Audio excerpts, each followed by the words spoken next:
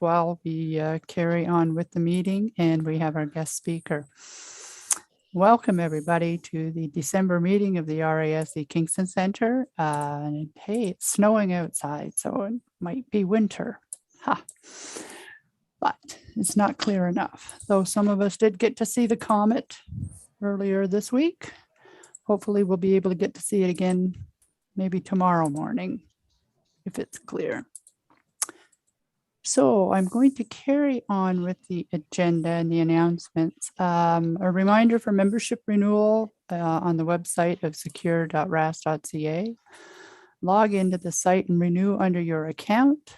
And at the same time, if you're interested in any of the RASC forums, sign up for them individually. The link is on the forums on the right-hand side or under the membership tab in the middle of the screen. And a reminder of the Rask Awards deadline for submissions is December 31st. Visit the Rask Awards page for the definitions of the Chant Medal, the Ken Chilton Prize, Service Award, Simon Newcomb Award, the Keelak Award, and the Fellowship of the Rask, Fellow of the Rask. And any nominations, please send them to Chris Gaynor. And the Kingston Center is looking for another volunteer to assist with the total solar eclipse 2024 with Queen's Astronomy.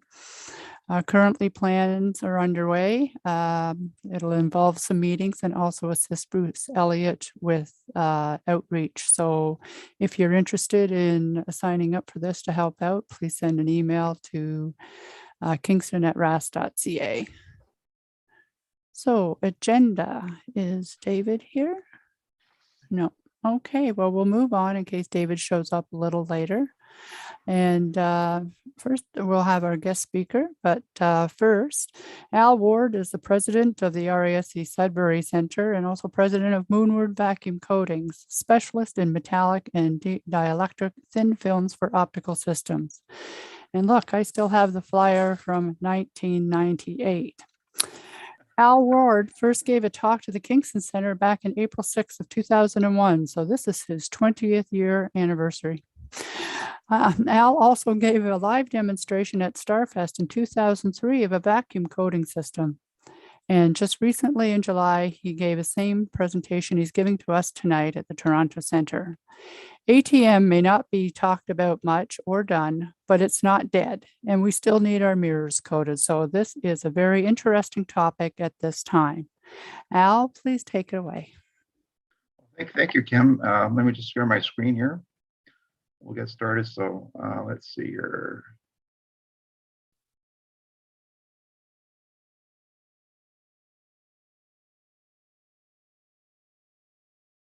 Can everyone see my screen okay? You are good in audience view. Okay, great, guys. Welcome, everyone. I'm glad to be back after 20 years. This is quite something, kind of coincidental, actually, how this talk came to happen at your club. I was in touch with Dave Pianozzi a few months ago about another topic altogether, and we started discussing things. Anyway, I was telling him about it's been a long time since I've been to Kingston, and he showed me this photo. This is the time I was at your club in April the 6th, like Kim had mentioned, back in 2001, where I gave a talk on coatings. And this is way before we had PowerPoint and all that fancy software. I think I was using overheads at this time, or maybe those old slides that we used as well back for giving presentations. So on the left is Harold Healy. He was the president of our club at the time. We only joined RASC a couple of years ago. Myself in the middle and Dave Pianozzi on the right. I don't know if Dave is. I think Dave was trying to join in at tonight's meeting, but hopefully he will. So anyway, Dave was kind enough to put us up for the night, and it was great. And so anyway, Dave and I kind of like touched base a couple of times since then. One time at Starfest, 2012, and recently. And so we started talking, and it kind of sparked off that video that you all saw about his adventures in astronomy. And I was trying to get him to give a talk at our meeting last Friday, and he says, "No way, Jose." And so instead, he put together that video, which went almost viral. So I just want to give hats off to him for that of what he did there, because a lot of people really enjoyed it, and we actually showed it at our club meeting last week. Anyway, get back on the topic. I'm going to be talking about this time around the testing of astronomical optics in the computer age. And back in the old days, 40 years ago or so, like many of you have, and I'm aware that many of your members are into telescope making as well. We used to do a test called the Foucault tester, and involved using a kind of a crude device, but it was quite effective.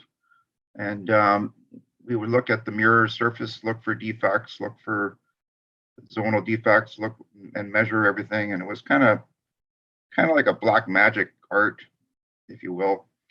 Took a lot of experience to really get to know it. Here I am trying to figure out what's going on here, and do I really know what I'm looking at? And this is the question that always comes up when you're doing this in front of friends. And well, what do you think, Dennis? What do you think? Everyone has a different subjective opinion as to what they're looking at. So the motivation behind this was pretty simple. So, the Foucault tester, for over 100 years, amateur and professional telescope makers have relied on this technique very effectively for evaluating the surfaces of mirrors and lenses. So although it's it's quite accurate in its ability to reveal minute imperfections, the Foucault tester still requires the user to be really highly skilled in his or her ability to properly interpret the shadows that it produces, because we're looking at shadows and grayscales and stuff like that. So this has always posed a problem in that when we take readings taken by the human eye, they can be subjective and prone to misinterpretations, obviously, right? So due to these misinterpretations, the test has been very limited in its ability to produce repetitive measurements necessary for making high quality optics. So back in 2003, Bob Wodasky, a friend of mine, and we challenged the idea of how we can improve upon this functionality of the Foucault tester, which has been around for so long, and how we can produce consistent readings regardless of who was even conducting the test. So after 18 years of development and ongoing improvements, we have successfully overcome some, but most of the Foucault test challenges and limitations. So this was basically achieved by modern technology, by implementing video computer interfacing systems, along with off-the-shelf software, simple enough for any amateur telescope maker to build and operate. So before we get into that, I just want to show you kind of an interesting experiment here as to how the eye perceives things, and it can be very deceptive. As you can see here, we have a checkerboard with a cylinder placed on the checkerboard, and there's a light cast, and you can see the shadow being casted by the cylinder across the board. And I got two squares labeled, one's A and B, and by looking at those two squares, you'd easily see that is square A darker than square B? Well, obviously it looks to be darker, but is it in fact darker? And in fact, they're both the same in terms of brightness. And what I'll do here is I'll toggle. What I've done here is I made a bridge between the two squares here, linking back and forth. And you can actually see that they are indeed exactly the same. So you can see that the eye can be very fooled in interpreting two different areas having different grayscale patterns. And another thing, the eye is not very good at distinguishing different graynesses of grayscales. Here's a grayscale of basically 15 shades of gray, from white to black, and the grays are all in between. And you'd be very challenged judging between which one's darker or brighter between, let's say, 4 and 5, or 5 and 6, or 7 and 8, or so on. It can be very, very challenging. And this is what we look at in the Foucault tester. We're looking at these grayscales, zones, as we call them. There's zones on the left-hand side of the mirror and zones on the right-hand side of the mirror that we test. And it's very hard to interpret as to which zone is darker than the other. So this is why we use the Foucault tester. Now in the history, we've used the, and I'll talk a little bit about the history about the Foucault tester here. Give it granted that Foucault tester was developed by Jean-Bernard Foucault, a French physicist, who also was the one who proved that the Earth rotated on its axis by use of the famous Foucault pendulum. And he also invented the silvering on glass process, which is actually becoming quite popular now amongst amateur telescope makers, because as you know, coating very large optics is very, very, very expensive. Now there's a technique that amateurs can do it themselves for $1 an inch. But more on that, Peter Pekura will hopefully be talking to your club later this spring. And that process will be talked about on that. This was the famous pendulum test that he did to prove that the Earth rotated. So as the pendulum swings back and forth, the Earth rotates underneath, and every swing of the pendulum would draw a new trail in the sand. So it's quite an interesting test. So what's the pros about the Foucault tester? It's very inexpensive, very simple to build, and a quick setup. It can be used for testing concave spheres, ellipses, parabolas, and hyperbolas. It's very, very good at revealing surface defects, microripple, turn edges, astigmatism. Very sensitive in revealing surface defects. It can actually magnify defects as much as 100,000 times on the surface of the mirror or lens.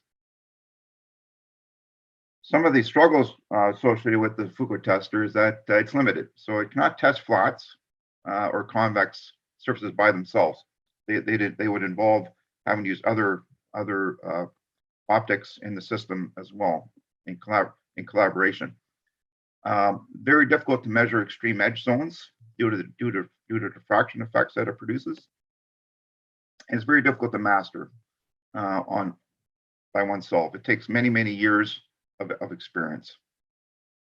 And of course causes fatigue, get headaches, watery eyes, sore necks, all that kind of thing. You're constantly looking at the mirror, and you're always in a very uncomfortable position, and it causes a lot of eye fatigue as well. And the biggest thing, subjective and prone to human interpretation error, operator error. Everyone gets a different result, and nobody can agree to what the final outcome is. So, and another thing is it's difficult to convert the data into quantitative measurements such as a quarter wave or 1/8 wave, that sort of thing. But we'll talk a little bit about that. So this talk will concentrate on how we've overcome some of these limitations. So I won't get into the mechanics of the Foucault tester. There's many, you can go online to see many different designs, but basically it's a very simple mechanism. You basically have a mirror rack that supports your mirror that you're testing, of course. And the Foucault tester itself has a light source, a pinhole light source, and a knife edge associated with it that you can move in and out. Now, the thing about the Foucault tester is that it's a test that we do indoors, and it's done in the dark.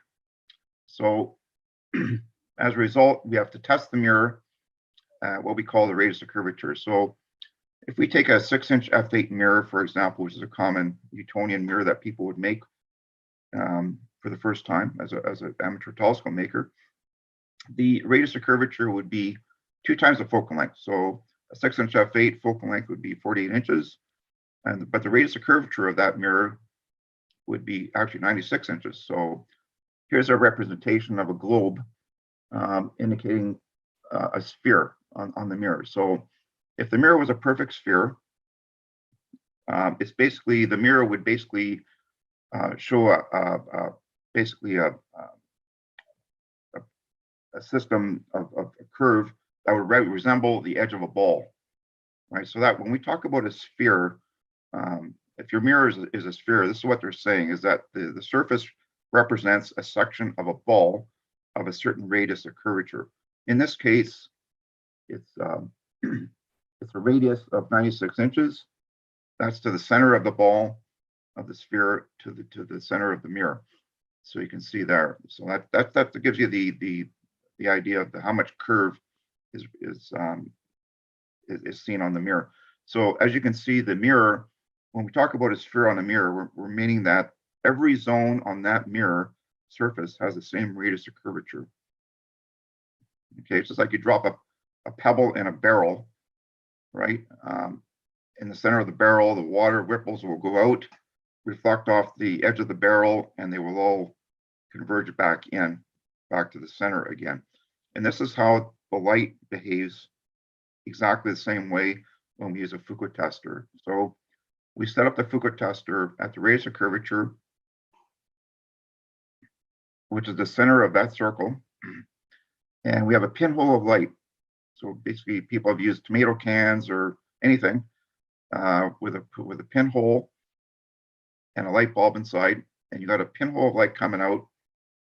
And if the mirror is a perfect sphere, it'll reflect all of that light back to a single point. So instead of reflecting light back onto the source, which is the pinhole, we tilt the mirror a little bit so that the reflection comes back a little bit on the left-hand side of the light source so we can see it. So the idea is to locate this radius of curvature on a mirror. So we'll get back to that. So this is all done. This used to be all done by the eye, right? We would look at it, this whole thing, by using the eye. Now we're going to use a different means of looking at this. We're going to be using a video camera instead, where it gives consistent results, greater accuracy. We're going to use a computer to measure the grayscales. And the whole idea is that to make it very easy for the person conducting the test to get consistent readings, regardless of who's operating the test. And there's no biased opinions, there's no subjectivities, nothing, which makes it really, really nice. And it's very easy to use. You're not fatigued by doing this test. Everything's done by video and interface with your computer. And it makes it actually kind of fun and easier to use at the same time. So there's various cameras out there. You can buy USB cameras like this for about $100 through Amazon. It's a high def camera. Video cameras work great, security cameras that is, and I've used both of them, and they work quite well. Here's your typical Foucault tester setup here, where we have a, like I said, these things can be made all out of plywood, and we have a laser for aligning our mirror up so that it's very easy to line up to the Foucault tester. We have our knife edge here, which is basically a razor, an X-Acto blade knife or a box knife. We have a raunchy screen, which is another means of testing as well that we can use. It's a separate type of test that we use. And there's also the raunchy test that we can use by computer as well. That's another topic in itself. And we have our light source, our LED light source, and we have a laser target. This is called a slitless Foucault tester, and it allows it greatly to be used makes it very compatible for video and computer interfacing. Here's a typical setup. Here I have a mirror on a rack, and you can see that the laser beam is pointing near the center of the mirror here, and it's being reflected. And as you can see, it's totally missing the Foucault tester altogether, and it's on the door here. So you move the Foucault tester so that it lines up with the bullseye pattern here.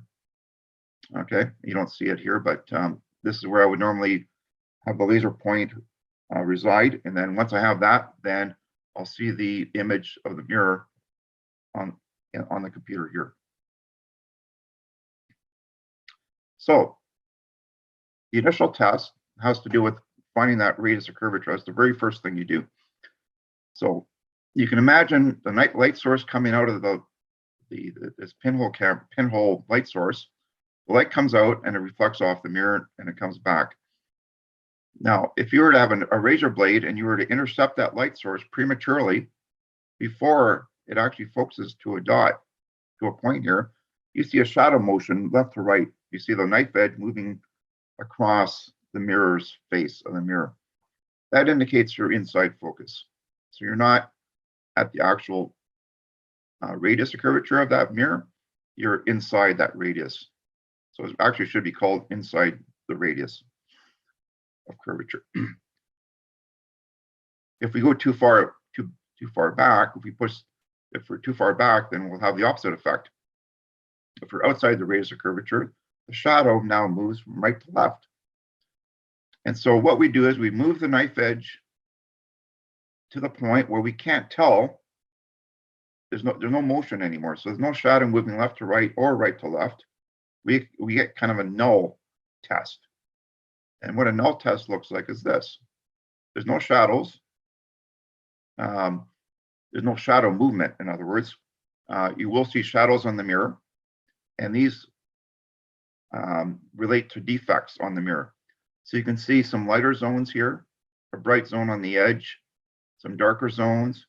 These are defects on the mirror. If the mirror was perfectly spherical with no defects, this whole surface would look perfectly evenly gray right across. Okay. However, even though you can see defects like this, these are quite minute. Okay. It all depends on what kind of mirror you're testing. So this mirror is actually an 8-inch F15 mirror. Okay, so to see these defects for an 8-inch F15 mirror, these defects are quite insignificant. However, if you were to see these defects on an F5 mirror, they would become a lot more of something to be concerned about. So we have a perfect sphere, let's say, on our mirror. Is that good enough? Well, apparently it's not. And here are some of what you will likely first see when you test your mirror. It's very seldom that you will see a perfect sphere on your first tested mirror. This is what you're likely will encounter, is some of these major defects. So you can have a perfect sphere, as in this mirror here. However, it has massive microripple. That means the surface is it's got a perfect shape. The shape is perfectly spherical, other than this little dimple in the middle. However, the whole surface is rough. You can see a lot of micro ripple around it. So the surface has a good shape to it. It's a perfect sphere, but it's rough. So it needs more smoothing out. This is caused by fast polishing or too much friction, too aggressive, too quickly. So it needs to slow things down a bit. Another defect is an oblate spheroid. This is what it looks like here. An oblate spheroid is like an ellipse. So basically, it's if you look at the profile of shapes, you'd have like the sphere in the middle. You'd have the oblate spheroid on the left and a parabola on the right. So you're on the opposite side of a parabola here, or opposite side of a sphere. So this is a defect that's commonly encountered as well. This mirror here, it was polished on a spinning turntable, and this is typical, the spirograph that you would likely encounter by polishing a mirror on a spinning turntable. These defects can always be cleaned up by hand or by machine, depending on what kind of machine you have. But these defects are all correctable. We have a turn edge as well, which is a bright ring on the right-hand side. The bright ring should go around the whole mirror. That indicates a really good edge. If you have a bright ring just on the right-hand side of the mirror, then it's turned down. If you have a bright ring on the left-hand side of the mirror, it's turned up. So this needs to be fixed. That requires more polishing. This is one of the worst defects you can encounter on a mirror, is astigmatism. These are very, very difficult to remove. And many times it's actually inherent in the glass, where the glass is consistently under mechanical stress. So it basically wants to warp itself into a pretzel all the time. So when you come across a mirror that's astigmatic, sometimes it's induced by the operator by polishing it not very well. But if it's not, if it cannot be undone, then it should be destroyed. And there's ways of doing that properly, as outlined in the ATM books 1, 2, and 3, where you need to find the nearest fire hydrant and yank the mirror against the fire hydrant so it breaks, so nobody else can run into this mirror again. Another defect is a hole or a hill, shock waves, where you have a mirror that's being dropped and creates a pressure wave in the mirror, and it'll show itself as an abnormal pressure wave in here. This is what the pressure wave would look through a Raski test. And of course, heat currents.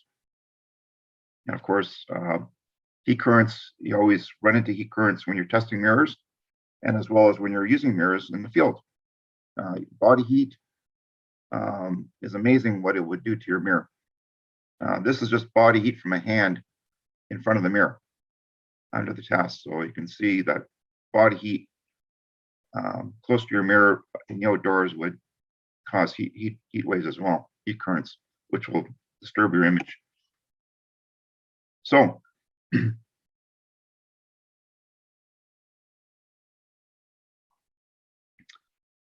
remember I was talking about a sphere? So a sphere has the same radius of curvature, around 96 inches for a 6-inch F8. And the radius is constant across the whole mirror. So every zone on the mirror has a radius of 96 inches. When you make a 6-inch F8 mirror, that's a perfect sphere. But I said a while ago that a sphere is not good enough for a telescope mirror. Okay, it needs to be parabolic, which means the curve has to be altered somewhat so that it brings all of the rays to a single point. Otherwise, if you left the mirror as a sphere, okay, and you put it in your telescope and you put it outside and you look at a star, this is what's going to happen. You're going to see this error. Okay, the center zone is going to focus at a different point than the other zones will be. Okay, we need all the zones to focus at one point. So this is where the Foucault test comes in. Okay, we can measure these zones with the Foucault tester, just like we did with the sphere. Now, when we're testing indoors, everything changes because now we're not looking at a infinite point of light like a star. We're looking at a point source, a pinhole that simulates a star, but it's at the radius of curvature instead. So this is what, if you have a perfect parabola in your shop and you're testing it with the Foucault tester, this is what you're going to actually measure. You're going to actually measure these error points. These different zones are going to have different radiuses of curvature when the mirror is properly parabolized. And this is the difference between the center zones. Like the center zone is 45 thousandths of an inch shorter than the radius of the 70% zone. And the 70% zone is shorter than the edge zone by 30 thousandths of an inch. This is quite substantial, right? So this is what we have to do in order to make the mirror into a parabolic shape. How much glass do we have to remove? Well, believe it or not, we have to remove 11 millionths of an inch of glass from the center of the mirror. How the hell do we do that? Well, obviously we can't do that with any mechanical measuring devices. The best spherometer I have is a 1 micron spherometer, and it's not even close to this. Okay, so you can't use mechanical methods to measure this depth, but the Foucault tester can measure it because, like I said, it measures aberrations 100,000 fold. So how does the Foucault tester do this? Well, the Foucault tester, when you look at the mirror at the different radiuses of these different zones, it produces different shadows. You can see the 30% zone produces a certain shadow, the 50% zone a little differently, the 70% zone a little bit more pronounced, and the 90% zone even more pronounced. So these are the characteristic shadows of a perfect mirror. This is actually a 12-inch f5 mirror of what it should look like at these different readings, at these different zones. So how do we know, how can we measure these zones repetitively and accurately? Well, we use a computer and a video camera. Instead of using the eye, we're going to use the computer now to measure the grayscale and tell us. So when we're measuring the 70% zone, for example, you can see here that the left zone of the 70% zone here is definitely brighter than the one on the right. So I have to move the knife edge in a little bit more and do another test. And I bring it to the point where I can't tell the difference. They're basically the same greatness, but I'm testing by eye. And I told you a while ago that the eye is not good enough. So we use a computer now to measure the grayscale. So we can use the left zone. In this case here, the left zone right here is exactly equal to this. Now, by eye, it looks pretty much accurate, right? But how do we know it's perfectly accurate? Well, it's because I'm using a computer here. You can see that the computer is reading 57 for this zone here. And it's reading 57 for this zone here. A computer can measure 255 levels of gray, much better than what the eye can do. As you saw before, I showed you 16 levels, and you had a hard time deciphering between those grayscales. Here, the computer can accurately measure these zones exactly. So going back, the 70% zone is 57, 57. So if that's the case, I can say, okay, they're accurate, they're the same. I zero the micrometer, or I take a reading off the micrometer and I write it down, and I enter all these values into a spreadsheet. Here's a reading on my micrometer that I would, once those two zones are equal, then I would measure it. And I do the same thing with all the other zones. So the 20% zone, the 30% zone, the 40% zone, 50, all the way up to the 90% zone. The extreme edge zone is hard to tell because the Foucault tester is very limited. You run into diffraction effects and everything, and you don't get a reliable reading. So the 90% zone is the best we can do on a Foucault tester. So we put everything in a spreadsheet, which calculates the ideal values and everything, and we graph it. So here's a 6-inch f10 mirror. And this gets interesting because remember I told you that a 6-inch f8 mirror needs to be parabolized. You can't leave it as a sphere. However, if you were to make a 6-inch f10 mirror, you can get away with murder because now you don't need to parabolize the mirror. The reason is because your mirror will be diffraction limited if you left it as a sphere. And the graph proves it. So here's a curve of a 6-inch f8 mirror, a 6-inch f10 mirror. And here's the ideal readings of a parabola for a 6-inch f10 mirror. And this is the ideal, which is a perfect mirror. However, there's an upper and lower tolerance that we're allowed by a quarter wavelength. Okay, so you can when you plot your readings, they can fall anywhere within this envelope.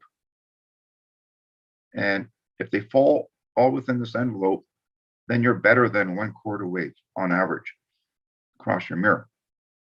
However, a sphere, if you were to plot a sphere on this mirror, it would be a straight line, right? Because I said every zone on a spherical mirror has the same radius of curvature. So if you can draw a straight line inside this envelope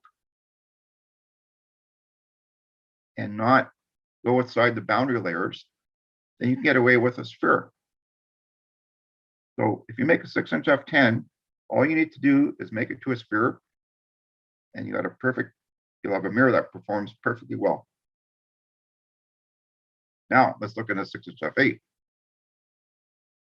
The curve gets a little bit tighter now.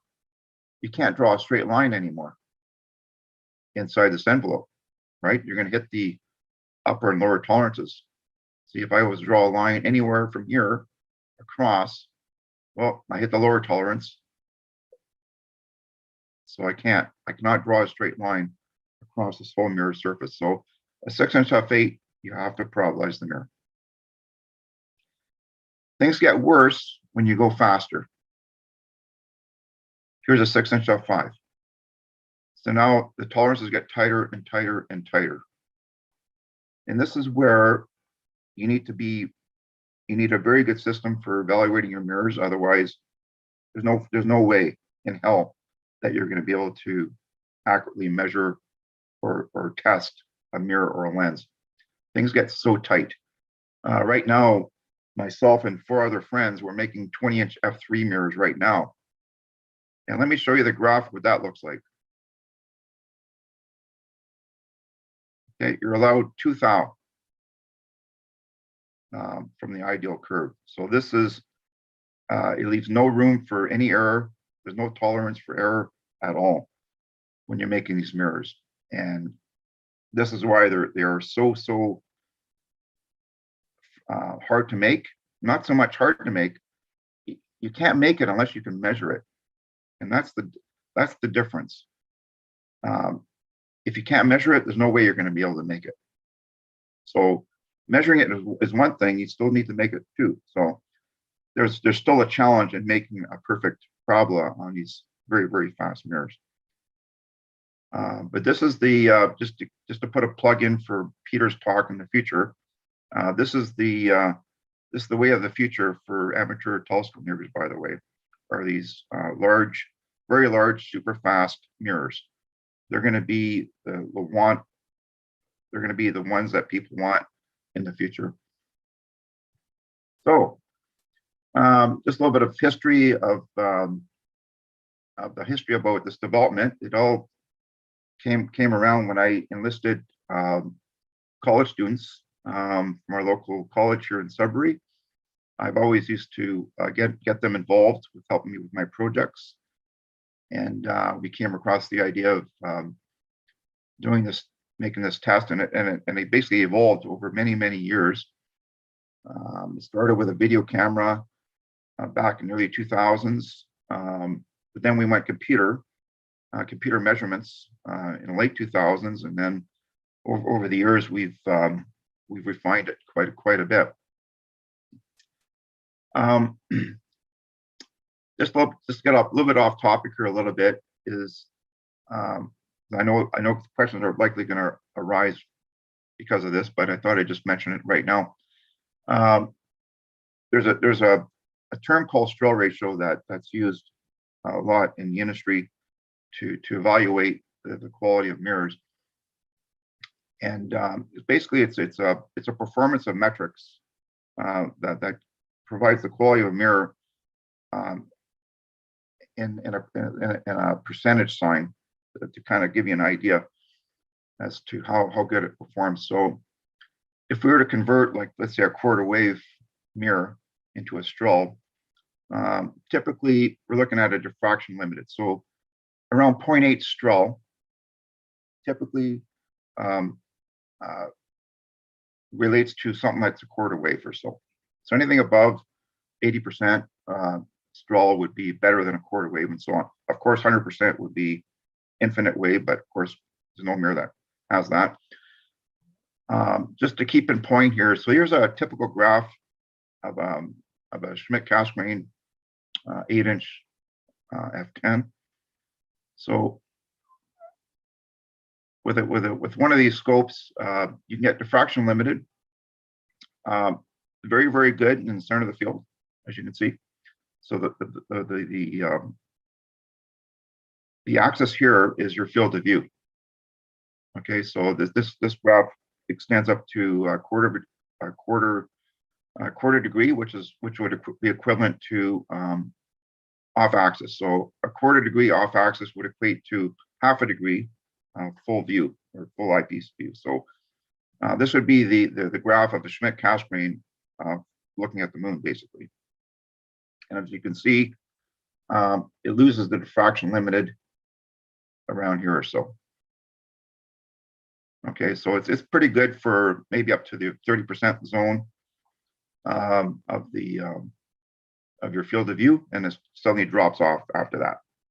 Now, just keep in mind the Stroll ratio is not very the accuracy of the Stroll ratio is very, very good in this region of correction, but it's very weak in this correction here.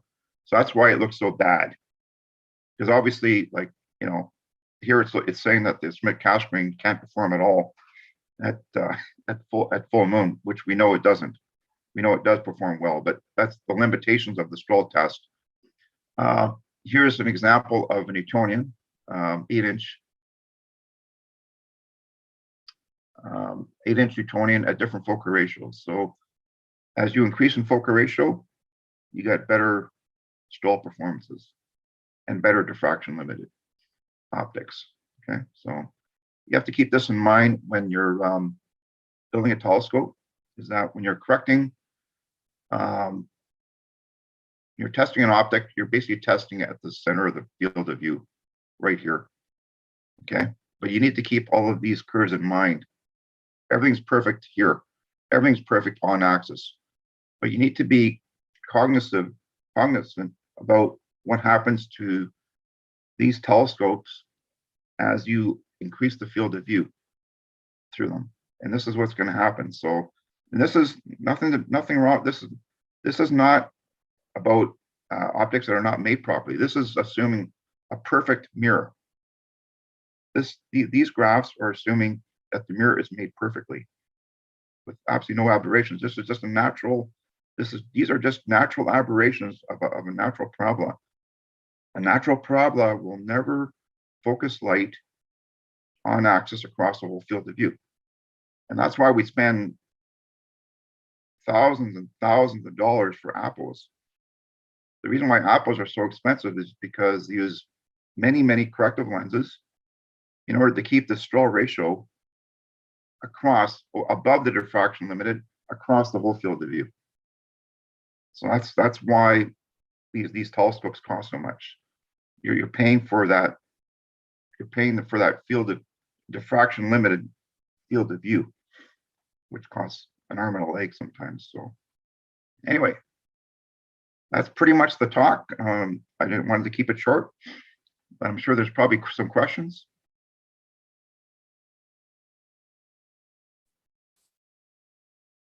Okay, thank you, Al. That's great. I'm glad to see that things have moved along and we're actually doing things a little bit easier now. I'm going to open the floor up for any questions. Please unmute yourself and ask your questions to Al.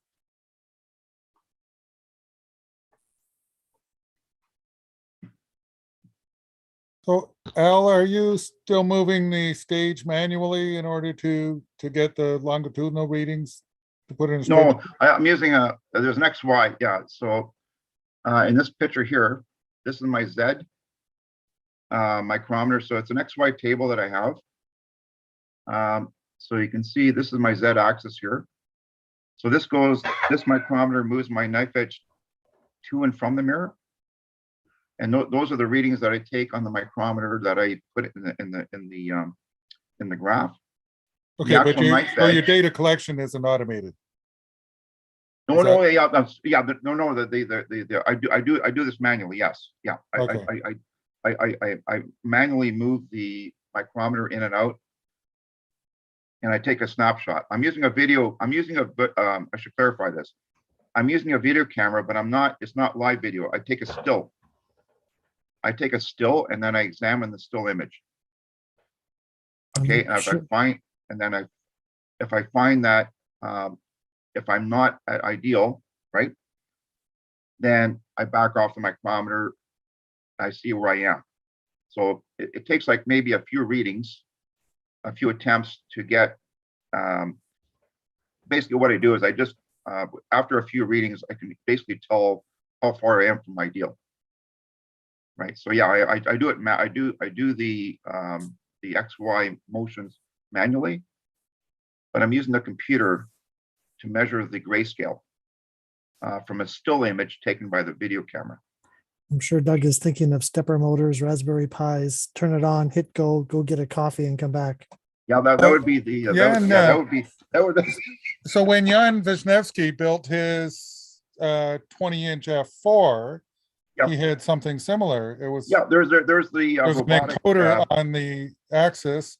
Yep. And then I don't know what software he was using. no, I It was know about picking that. off the zones automatically as well. Yeah, if people have done the robotic version where basically it does all that as well. Yes. Yeah, exactly.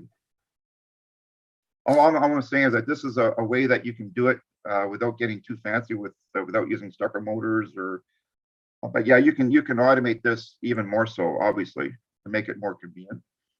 Okay. You know, I just like to be engaged to some degree in doing it myself as well. But you know, at least getting consistent readings at the same time. So.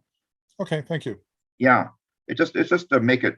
You know, all you're doing is adding complexities to everything when you don't really need to. But it's I'm sure it would be fun to do and to use if you wanted to bring it to that level for sure. Like I'm saying, this is just one method. Opticians use other methods of doing testing, optical testing for sure. There's you've all heard of interferometers, right? And we use interferometers as well, but we use interferometers more for a final evaluation as opposed to a working or on the fly tester, because interferometers take a long time to set up. You may take 20 minutes, 30 minutes just to set up an interferometer. Well, with a Foucault tester, you may be taking 50 attempts at reading a mirror. So you want to get yourself, you can quickly get a really good reading very quickly.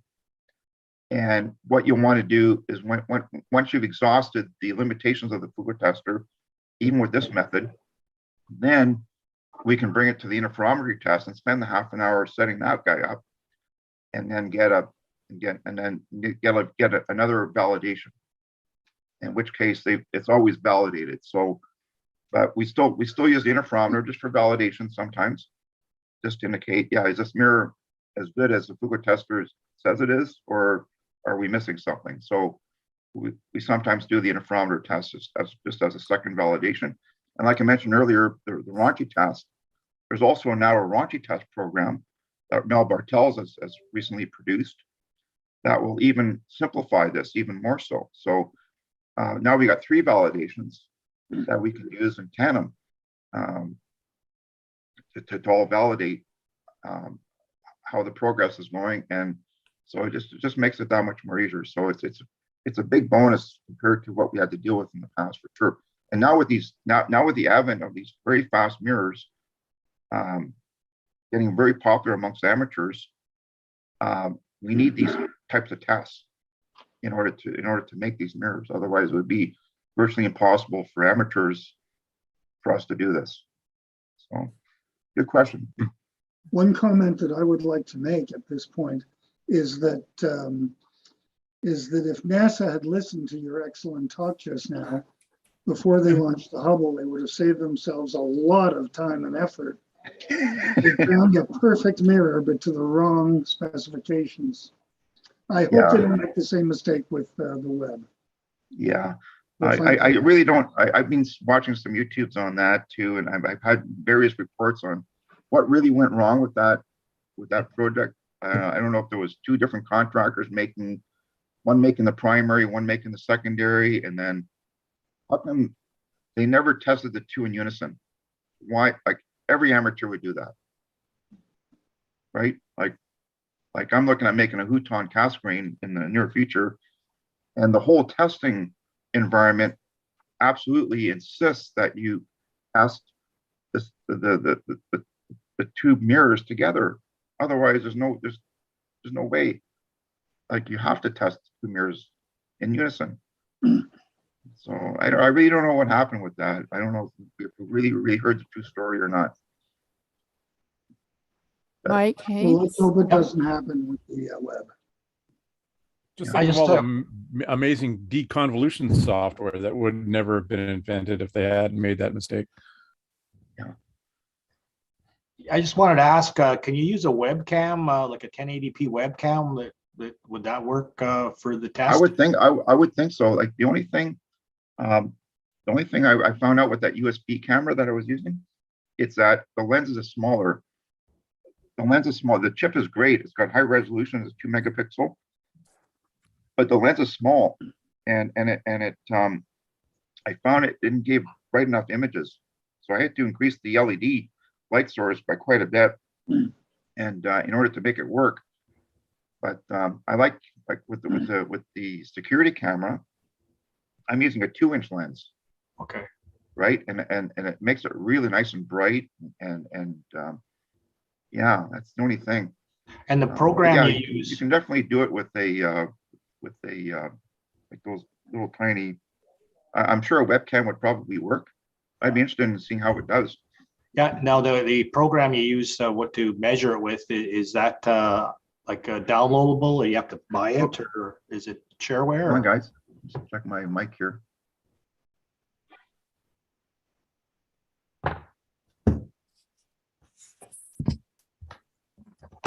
Any other questions? Just about the program itself, is it downloadable or shareware? Or Oh, the program is it's okay. I'm using give me if you I'm just going to stop sharing for a sec here, and I'm going to reshare my screen. I'll just show you the software I'm using. It's actually let's share it again. I'm using Affinity Photo. It's a poor man's version of Photoshop, but you can pick it up for like $40. And $44 Canadian. I think it's a Canadian software. And here's that checkerboard I was showing you, right? right? So here's the software that I'm using. It's called Affinity Photo, and I'm using the eyedropper. So just to prove to you that checkerboard.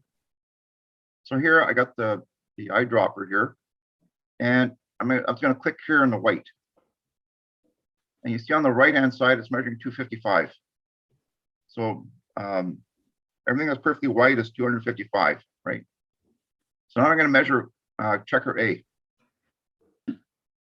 As you can see, it measures 120, right? Okay. Now I'm going to go to checker B. Read the same. I'm going to A,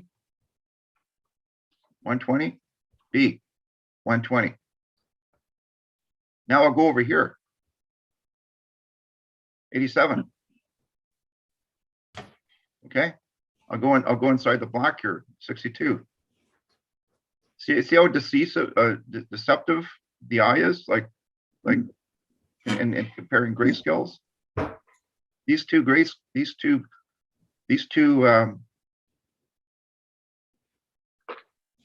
checker blocks, squares are exactly the same brightness. Okay. So this is the software I use. Okay, and what I do is I paste my image in here and I measure the two zones. Okay. If I can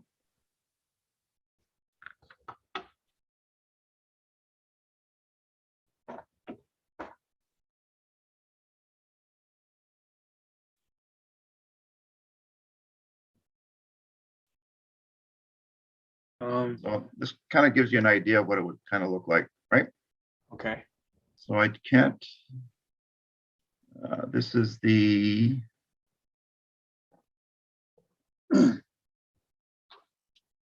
yeah, this is the 30% zone I'm measuring right here. So if I was to click on the 30 here, I'm measuring 60. You choose a color, so you just make sure you're consistent with it. So I'll use the green, 61 for green,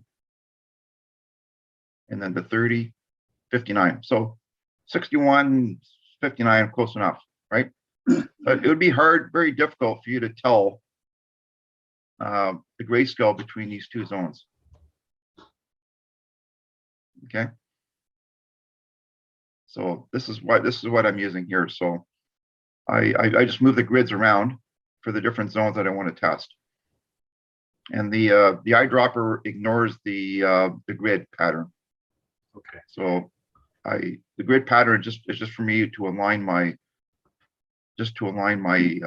eyedropper to, but it will not read the eyedrop. It won't read the grid. It won't read that blue line. It'll ignore it.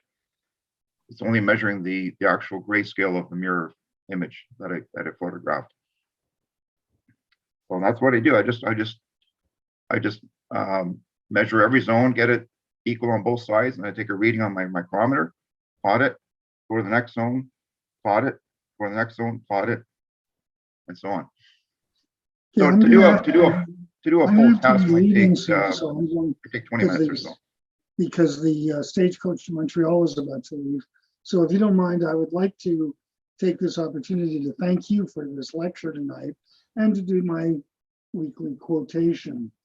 And listening to your lecture reminded me of C.A. Olson's poem at the very beginning of Amateur Telescope Making Book 2, called A Piece of Glass.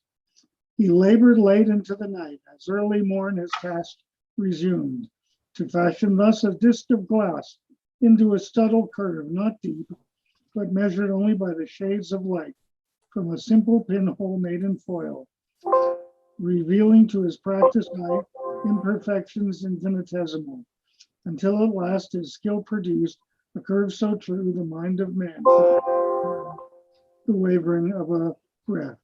Just a piece of glass, 'twas said, but in that simple disc, the heavenly host of suns and stars, yea, universes, reveal their glory in the sky for us to ponder and adore. And thank you very much. Thank you, David. Hi, David. Thank you, David. Okay, thank you. Good to see you again. It's good to see you too. Yeah. Hope we'll see each other in person at some point. Have a good trip to Montreal. So Alan, you're not using a Coude mask then for your zones. You're just using the carriage movement to figure out where you're supposed to be? Yeah, I just use those grid lines. Okay. Yeah, like the template. I scale the template to the size of the mirror. Okay. And so all my percentages are already indexed, and then I just move my grid line so that it tells me exactly where to put my pointer to measure the yeah. So it works. It's actually kind of fun to use, actually. Okay. Time to build something new.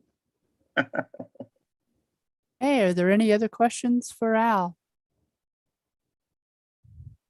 I see Dave Pianozzi has joined. How are you doing, Dave?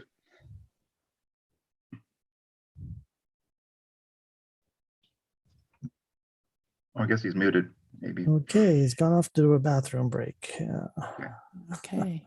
Okay, thank you again, Al. That's great. And Thank you, Kim, for having me.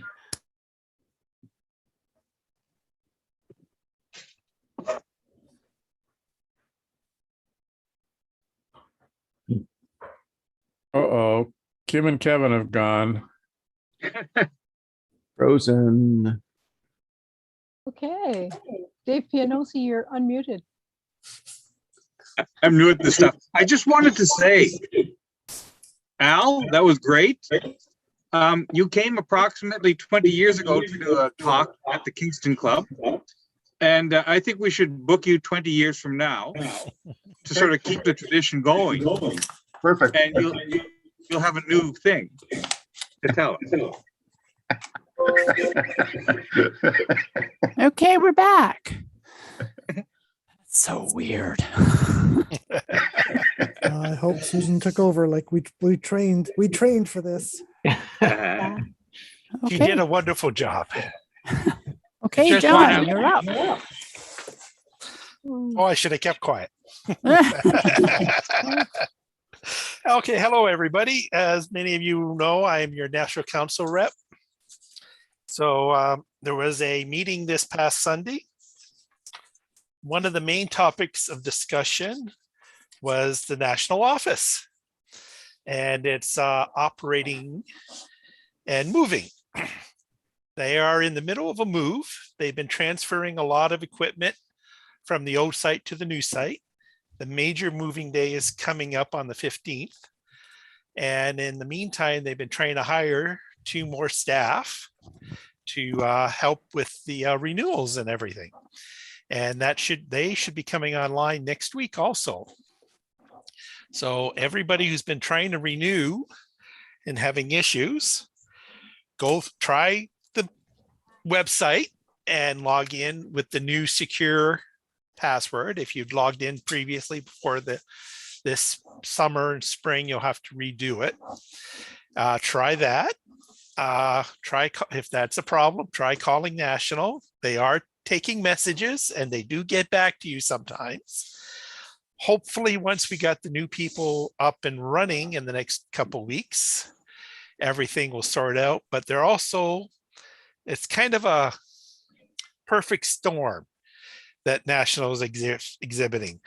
One of their major office people, she left for other endeavors, and they're finding out that what they thought was a lot of her job was automated wasn't. So now some people are having to figure out how to input the various data and fields and lists and create them that she was just doing, and many of the executive thought had been automated. So there's been some confusion with that. This is one of the reasons there's been problems contacting National, but they are answering the phone, they are answering emails. On the 14th, 15th, and 16th of this month, they definitely aren't going to be paying attention to the phone and stuff, because those are the major moving days to the new site, of which there will be some pictures posted to the National Drive at some point that I was looking for today, but haven't been posted yet. So we'll pass those along when we get them.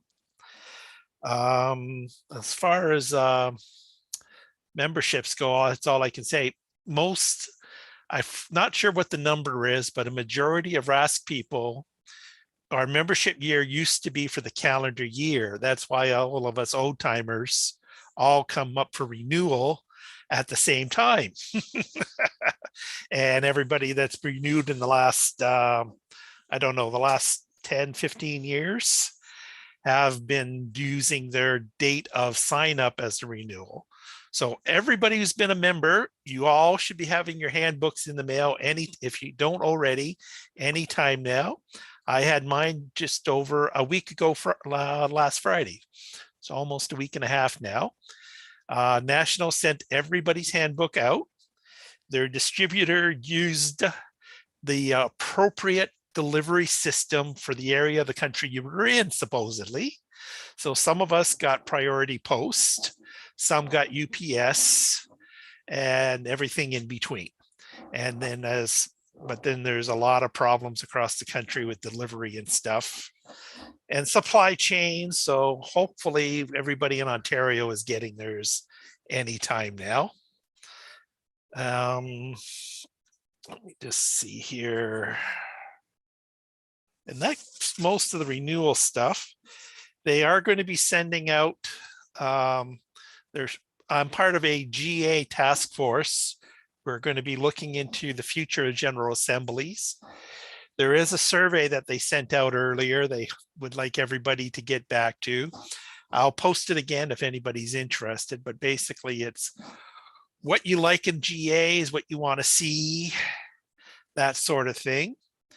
We'll be Randy Atwood and a bunch of us are going to be meeting in the beginning of the new year and start hashing this out. National is going to be hosting the GA again this summer, so we'll be giving them some guidance for that, presumably.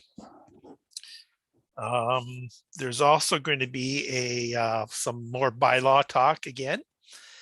They're going to be sending messages out to the executive of all the centers sometime soon, this month or so. We're talking about changing the bylaws that any member of a center must be a member of national, or any member of and vice versa.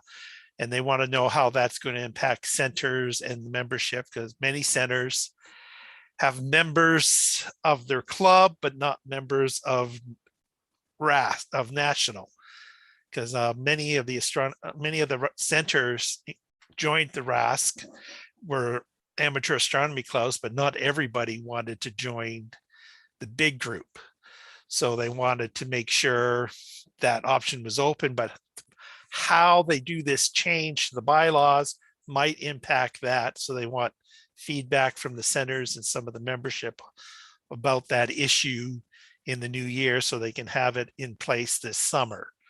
But mainly they're right now, if national were to take action against a member for being disruptive or whatever, there's a procedure and a mechanism for expelling somebody. And if you're expelled from national, you're expelled from your center.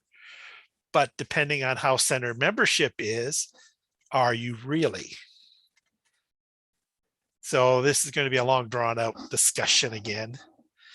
And there was Phil had a nice little PowerPoint on the insurance regulations that I'm waiting to be able to download and pass along. That should clarify some of the questions people have about events. One of the main things is, if we're participating in an event with somebody else, such as Queens or somebody, we should make sure we get added to their insurance coverage for liability, not rely on nationals coverage, since we're not really part of that organizing of the event. But this is getting into some more detail that I think more of the exec is more want to sleep through instead of all the members. So if anybody's got any questions about national, please let me know. I do have some phone numbers and email. So if you do have trouble with renewing, drop me a note through the list or something, and we'll hopefully get you fixed up. But mainly be patient. National will want all your money at some point. And thank you. Thank you, John. Yes, there certainly is an awful lot going on up there. And I'm sure the story isn't done yet. I could go on for a lot longer. I'm sure. Okay, that's great. Thanks. Okay, next we have Hank Bartlett and Hank Sunspot. Good evening, everybody. Yes, it's been a rather dismal month for sunspots, that's for sure. And just going to take the screen out of the way. And oops. Hang on, I'm getting there. Where did everybody go? Okay, now share, and we're going to share this one here. Okay, should have my screen up with the Hank Sunspot. You see it in the full view. Now I'll put it in the slideshow, and we have a full screen slideshow now. Good to go. Good to go. Hey, holy smokes, that's amazing. I managed to do that right for a change. Okay, so Hank Sunspot, November 11th, December 8th, our meeting month.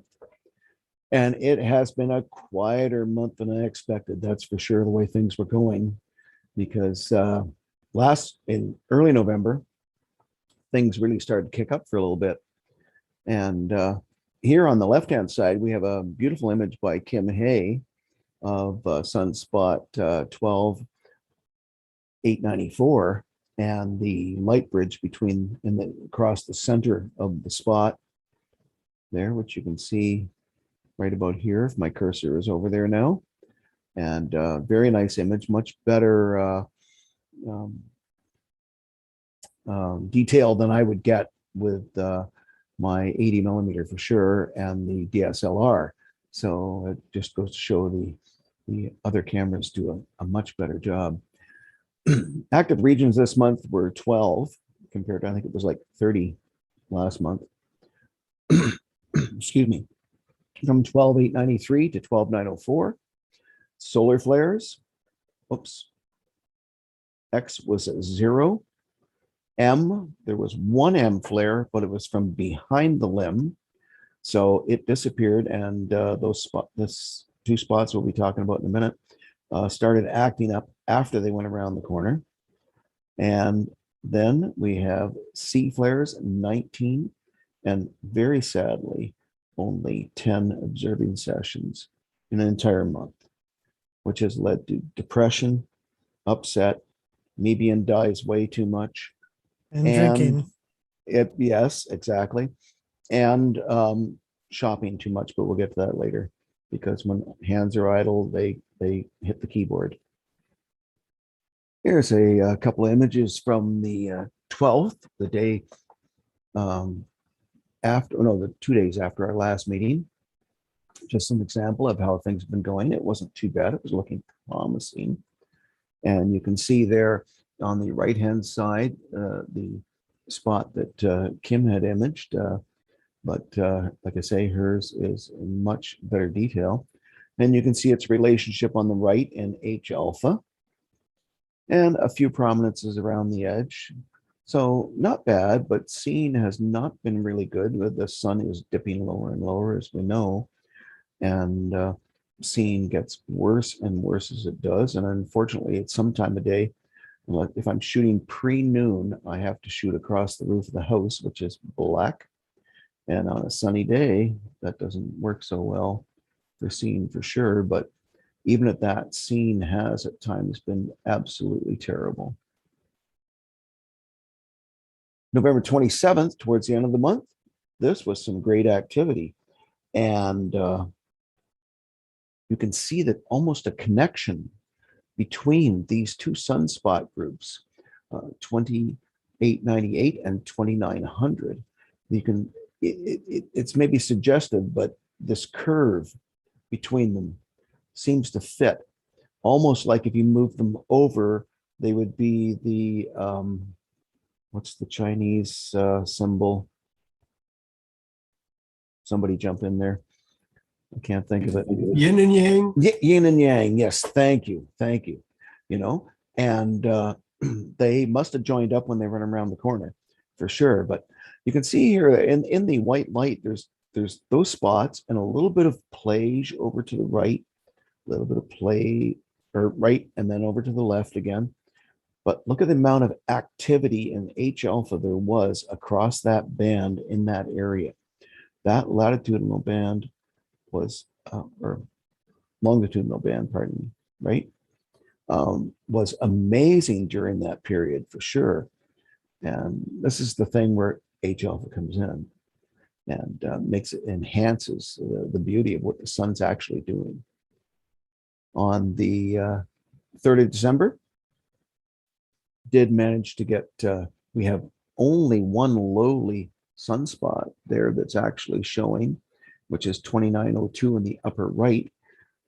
2898 and 2900, who were together there in the previous image, are now curving around the limb and disappearing. And this is when they either got into an argument or what, I don't know, and really started to dust things up. In the H alpha, you can see the brightness of them, and the of 2898 especially.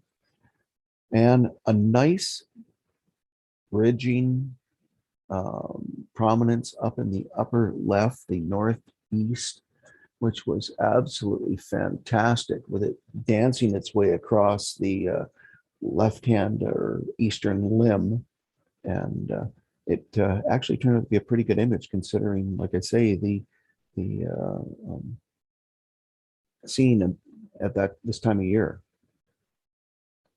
Now, December 4th, the next day, there was the solar eclipse. None of us, of course, flew to the Antarctic to do it, but and see it, but a lot of people did. I pulled this image down off. Everybody has no doubt seen a lot of it, but I pulled this image down off spaceweather.com, and Andreas Muller took this and stated it only lasted 40 seconds. And just think, we in 2024 are going to have almost 7 times the amount of totality. Don't plug it back in yet. I don't know. Don't plug that back in yet. Okay. And so anyway, I've watched numerous videos like a lot of other people probably have, and seen all the excitement that they had over 40 seconds. We are going to be raving for over 6 times that amount of time, and it's going to be clear as a bell. And I did not jinx that. Now on that 5th, the 4th was the left-hand side of the graph here. There was nearly 30 hours of C/M eruptions, only 1 M, but all of a sudden out of nowhere came all this activity. And this was 12, 898, and 900 after it had gone around the limb. Now there's a little close-up below the graph of the 2 of them, and a few days before on the, my screen's in the way. I'm going to move that somehow. There we go. Out of the way. On the 29th, so 5 days before. And excuse me, they posed no great activity until they went around, and it just 30 hours of fantastic prominences coming off the side of the sun, and it was cloudy here, of course. So it totally failed us. And in one of the videos on Dong H Alpha, the left-hand lower picture here, this singular arch became a double arch here. Oops, push the button. Okay, get with it. And became a double arch, but it was much fainter. And it would have looked, like I said, like the McDonald's arches. It was absolutely amazing. But it was very small detail on the Dong H Alpha images, and wasn't worth trying to pull up in its being so dim. But we missed all that because we live in cloudland this time of year. Now this little GIF is pretty neat. This was a filament breaking away from the sun on December 5th. And it has been confirmed now that it is going to miss the Earth. It is going to pass south of the Earth, but may spark some polar aurora, but that's about all. But it's really cool how these go by. Now this took 4 hours, so you couldn't sit there for 4 hours watching it steadily, but it would certainly be interesting. If that took like only about an hour even, it would be very interesting to sit and watch for sure. And so like I say, we're gonna miss that. Now on the 6th, AR-12-902 tried desperately to kick up some dust here and make a little activity. It got into the C range and then just died and started dropping off into the 7th. And we got down to the 10 to the -7, very little activity. And then eventually, put the next one down, it dropped right into the 10 to the -8 range that we haven't seen in many, many months.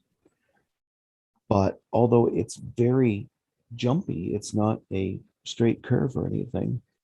None of them reached C range, and 2904 is actually now totally gone. It may pop up back tomorrow. That's happened many times, but we are down to a spotless sun as of late this afternoon. And but then it was kicking back up a little bit. So hopefully something is coming, or it's something on the edge that we can't see as usual. And then there's the doom and gloom of there's going to be cloudy weather anyway, because Christmas came early to Hank. And yesterday, his AZ GTI mount, computerized mount, arrived from Skywatcher, and I haven't had a chance to play with it yet, of course. But I've read a lot of rave reviews about it, working very well. I must admit, it is this is going to be my travel mount, and also possibly my public observing mount when we ever get back to it. It only holds a single scope, but it'll hold up to 11 pounds, and it's quite substantial. I was impressed. I am impressed. The legs are steel. I expected them maybe to be plastic. The extension allows it to have the scope miss the legs in probably most scope instances. And the white part of the mount here is actually metal as well. And I expected that all to be rather probably a cheap plastic, but I look forward to this. This has a catalog of over 40,000 objects you can find. And also, from my point, track the sun and everything. And for Canon, at least, has a camera attachment. So you can run the camera, and the whole thing runs, if you don't buy a controller, it runs from your phone. So you can run it right off your cell phone. And that is all I have to say for this month. Very Awesome, good, Hank. Hank. I think in honor of Al Ward, you should take apart all of your solar telescopes and measure their mirrors. I don't take anything apart. Oh, and by the way, one more thing to mention. Those two bears, if anybody, some people might not know because they weren't members then. Those two bears have been to the edge of space. They're off spaceweather.com. They flew in the balloon to 33.5 kilometers up to the edge of Earth, and that is the edge of Earth behind them in the picture at the top there. Oh. So that's our bears from space. Go ahead. Can I ask you a question? Yes, you can. This is a rather simplistic question, but in your pictures, with time, the sunspots move across the sun from one day to the next. Yes. I'm just wondering, is that, this is very naive, but is that because of the sun rotation or the Earth's orbit? That's the solar rotation.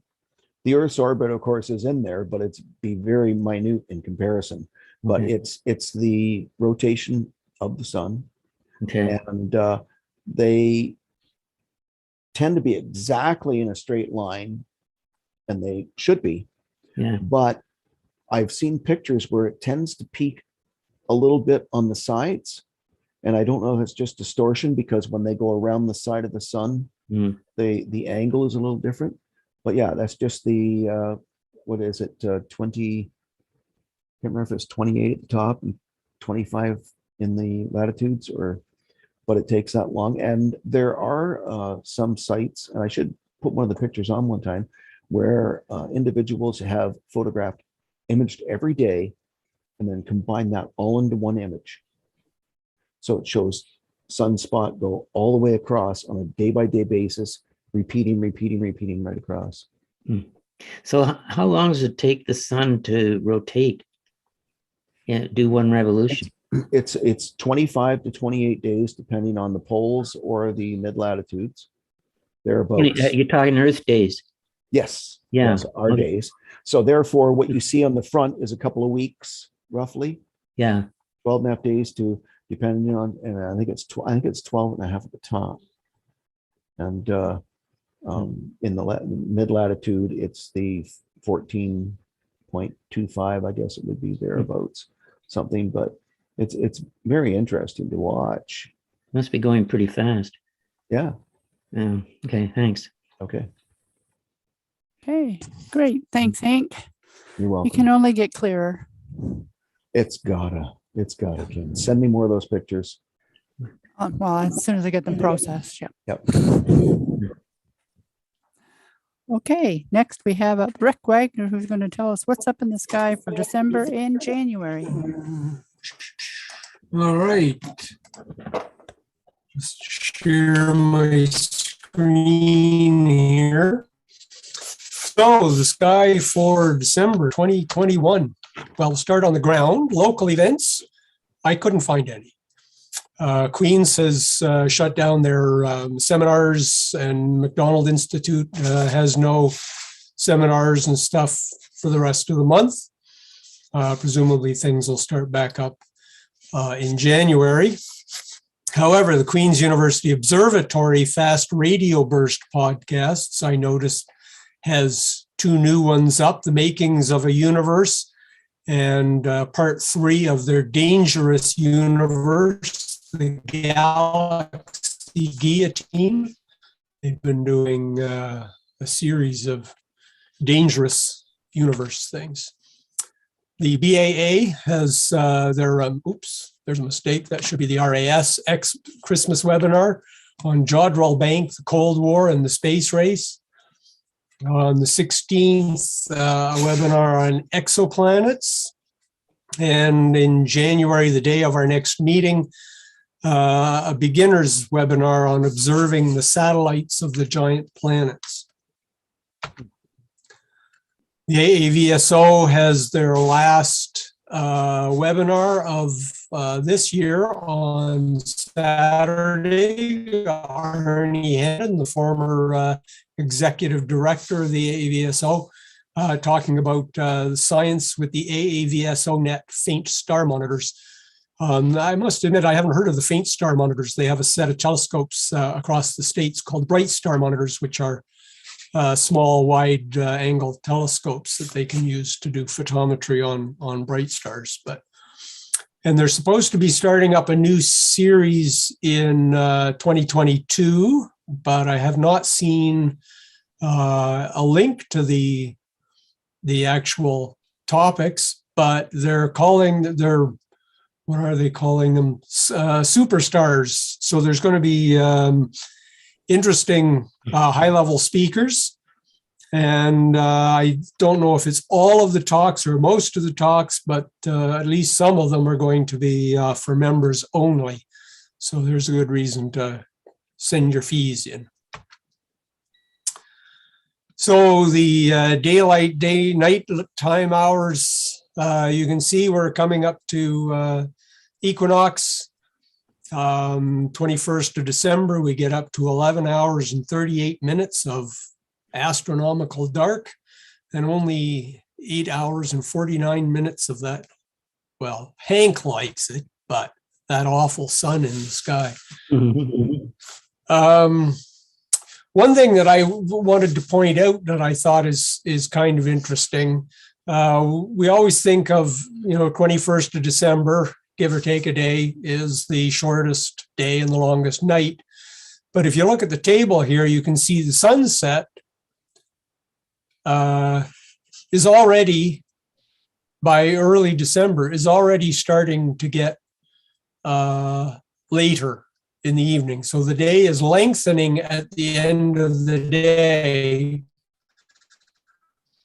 but the sunrise is also getting later. So the day is getting shorter at the beginning of the day. So the average of the two, we end up with the longest night on the 21st, but sunset actually turns around and starts changing, heading towards spring earlier, about 10 days before the equinox. Sunrise waits until about 10 days after the equinox before it changes and starts reversing direction.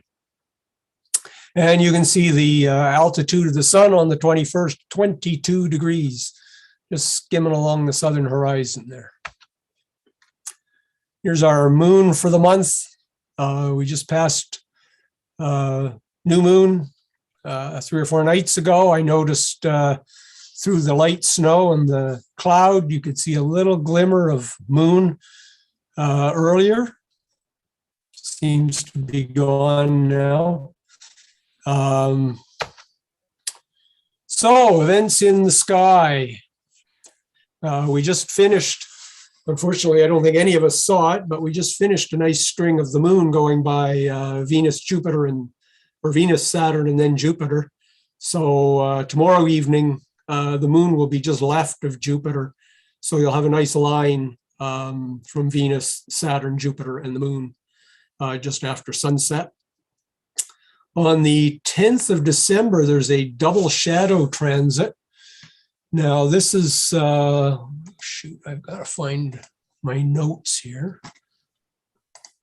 Lost those.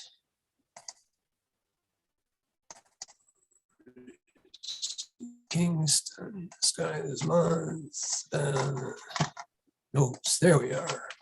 Okay, so the shadow of Europa is actually coming onto the disk, the southwest edge of Jupiter's disk, just as Callisto's shadow is moving off. So it's kind of technically a double shadow transit, but it's only just a few minutes that there's actually two shadows on the disk.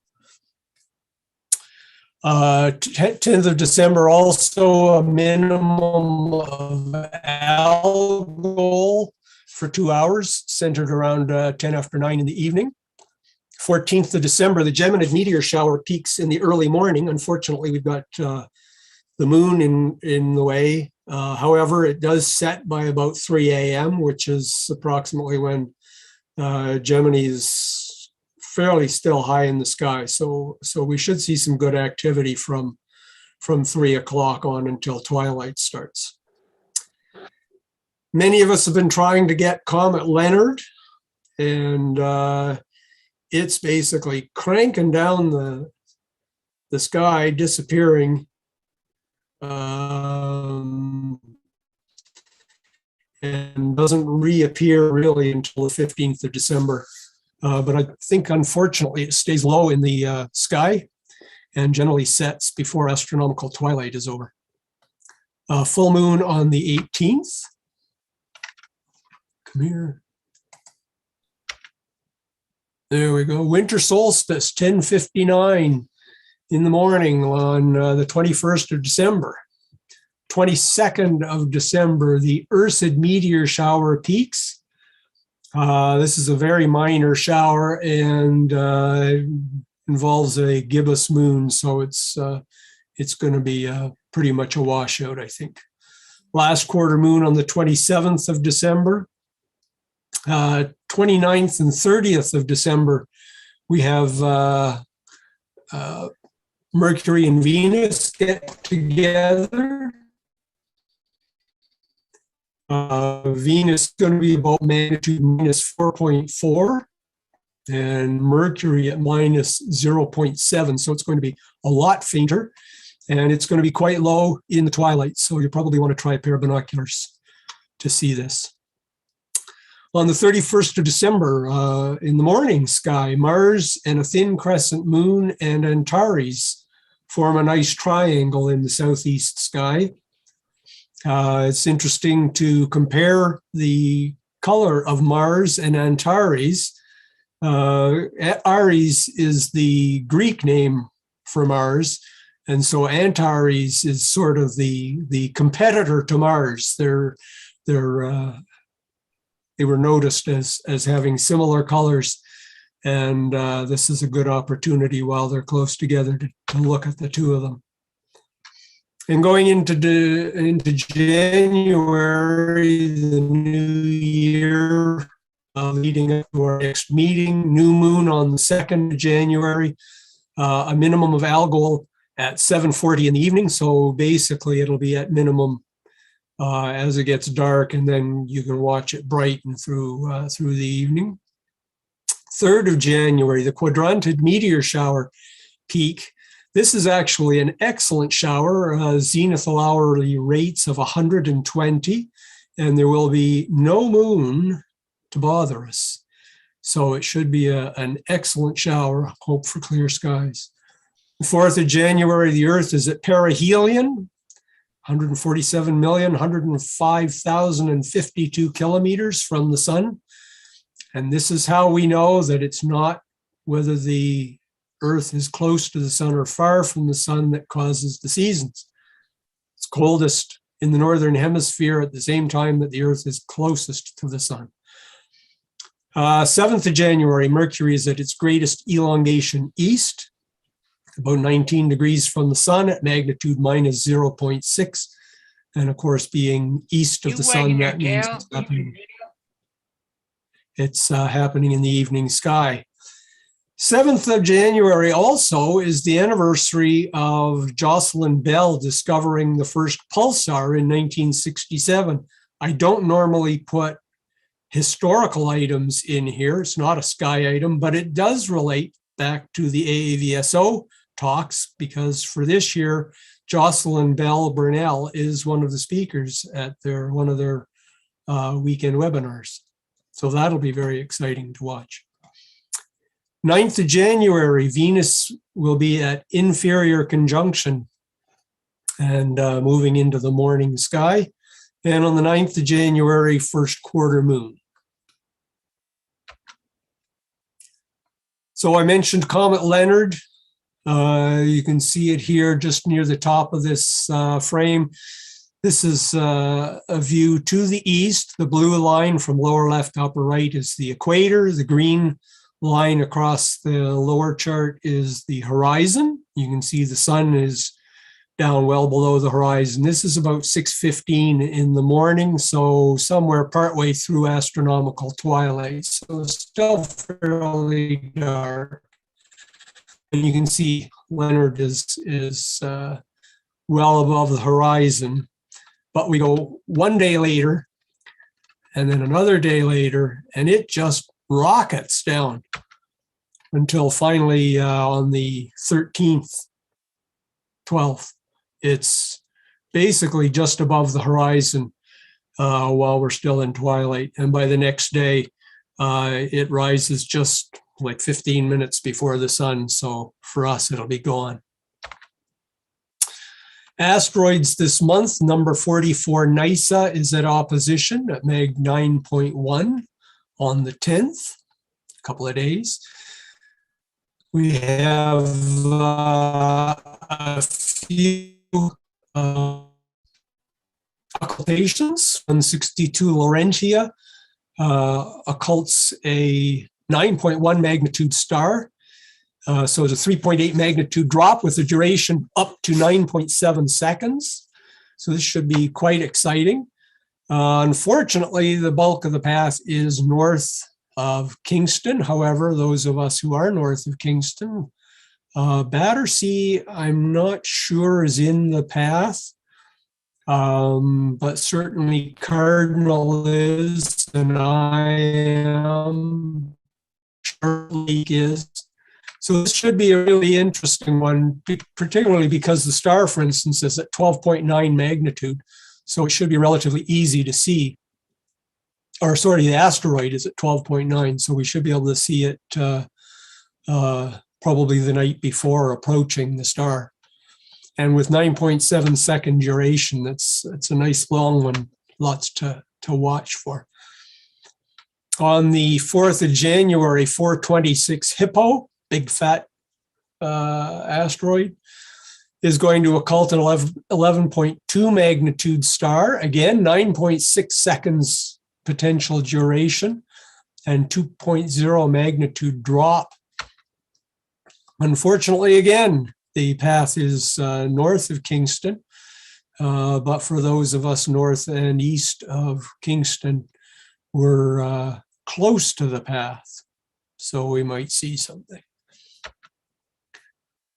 And finally, potentially an interesting one, a 22.9 magnitude asteroid is going to go in front of a 7.8 magnitude star. So there will be a 15 magnitude drop in the star as the asteroid goes over it.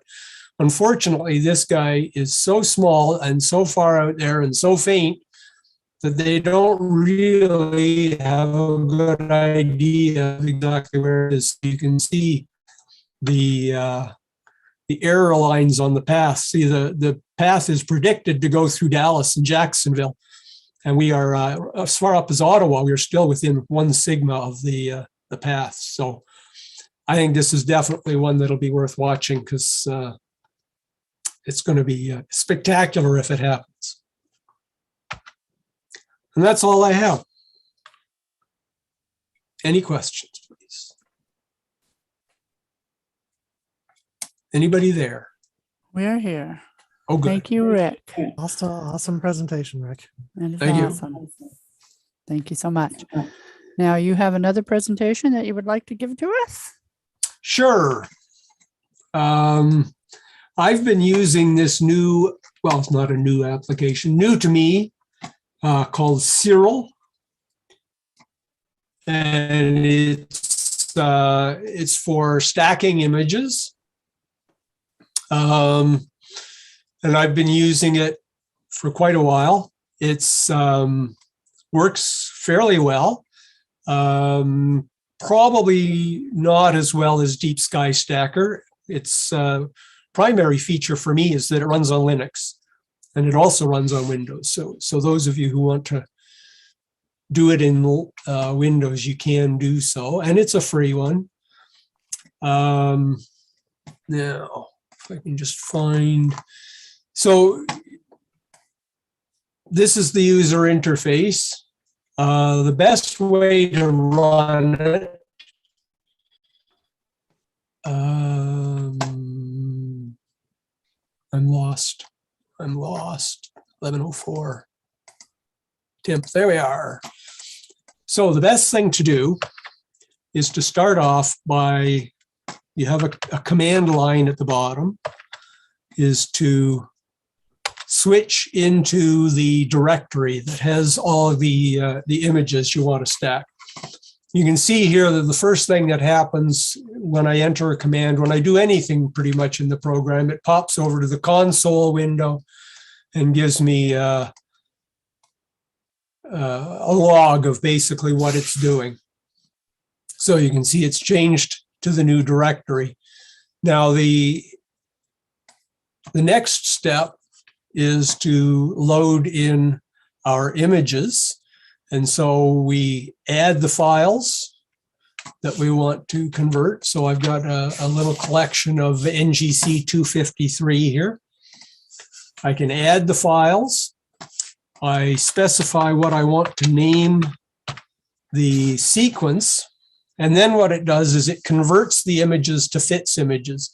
Now, in this case, they already are FITS images. And so it will actually just create a link to the original images.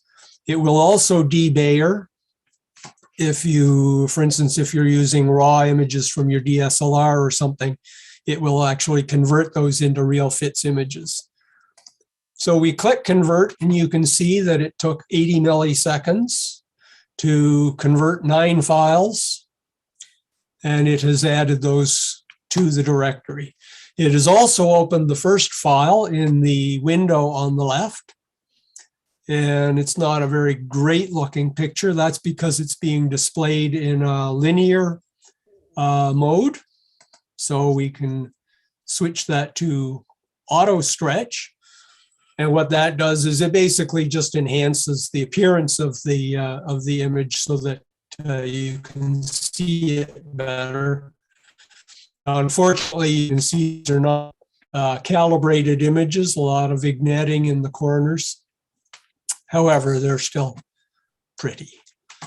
So let's see. These are black and white images. If they were color images, there would also be red, green, and blue frames. So you can look at the individual frames to see how they look. The sequence frame or tab, the only thing I usually do in here is I open the frame list, and it allows you to cycle through all the images so you can look for ones that are clearly bad, for instance, or have a terrible satellite trail through somewhere that they shouldn't.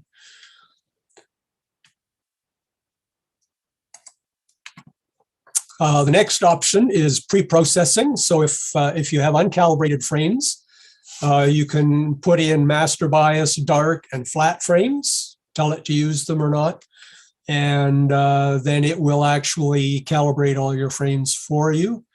By default, it adds a PP for pre-processed prefix to the name of the files, so you can keep all the files straight.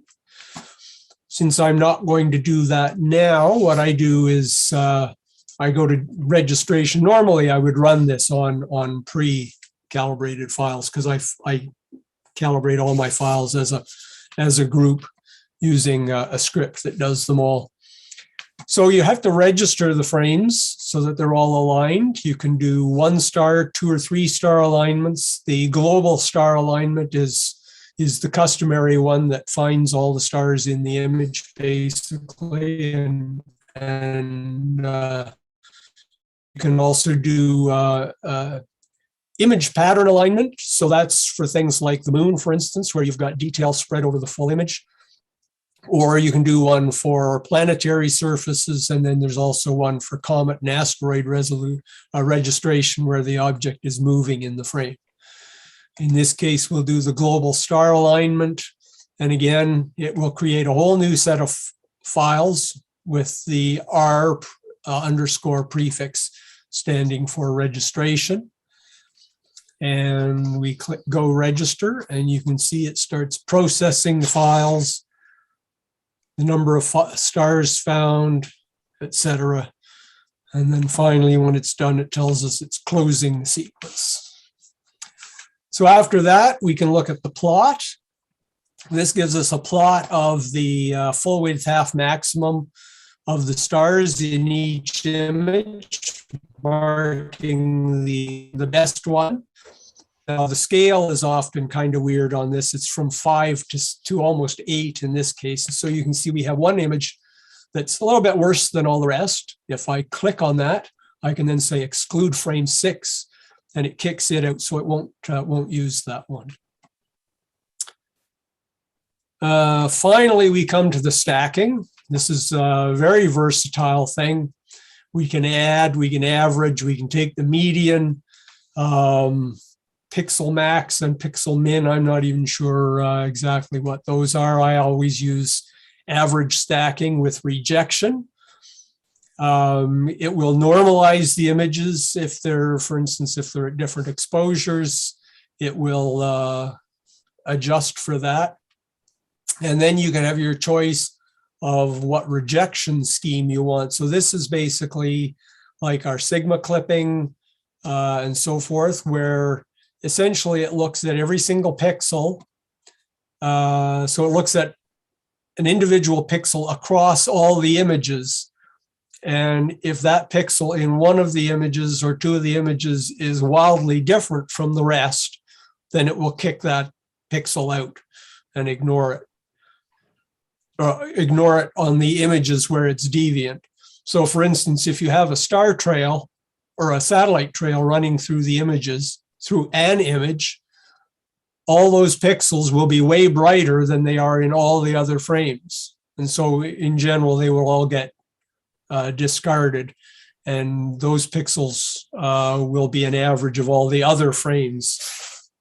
So you can see here, it's already selected which set of images I want to stack, all selected. You can filter on full width half maximum, the roundness of the stars. So for instance, you can say you want the best 90%, the best 10% of images based on the roundness of the stars and so forth. However, since we selected an image, a rejected one, we'll just use the selected. And we start stacking. Flips through 2.8 seconds and it's done. And there's our final image, the stacked image. Now, once we're there, we have some image processing options.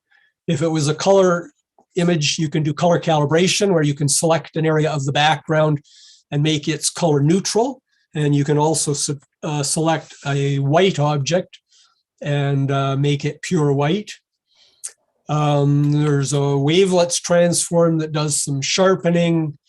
Some of these things, I don't even know what they are. There's deconvolution to try and sharpen up your images.